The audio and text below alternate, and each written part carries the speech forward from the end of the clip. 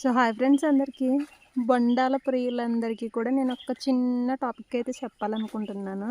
ఏంటంటే road side బళ్ళ మీద ఇలా బొండాలు అయితే పెట్టుంటాయి కదా, అక్కడ మీరు ఎంత పర్చేస్ చేసి అయితే కొనుక్కుని తాగుతున్నారో హెల్త్కి మంచిదని చెప్పి మాకైతే తెలియదు, కానీ అక్కడ దాకా రావడానికి మాలాంటి చిన్న చిన్న పల్లెటూళ్ళ నుంచి మీ దాకా వస్తాయి.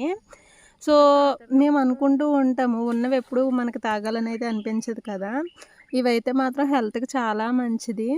మా దగ్గర ఒక 10 నుంచి స్టార్ట్ అవుతుంది కాయని బట్టి. అండ్ మేము బల్క్గా అయితే కాయ వచ్చి 20 రూపీస్ కూడా సేల్ చేస్తాము. అంటే ఇలా బల్క్గా అయితే బాబాయ్ వాళ్ళే తీసుకుంటారు. హైదరాబాద్ అండ్ సికింద్రాబాద్ ఇంకా వరంగల్ వెళ్తాయి, ఇలా రకరకాల ప్లేసెస్కి అయితే వెళ్తూ ఉంటాయి. అక్కడ దాకా రావాలి అంటే ఇలాగ మా పల్లెటూళ్ళల్లో ఇలా పచ్చిగా చెట్లు అందంగా ఉంటేనే మీ దాకా కూడా వస్తాయి. ఎప్పుడూ కూడా రోడ్ సైడ్ వేస్తున్నారు కదని వాళ్ళని ఎప్పుడూ ఇగ్నోర్ చేయకండి.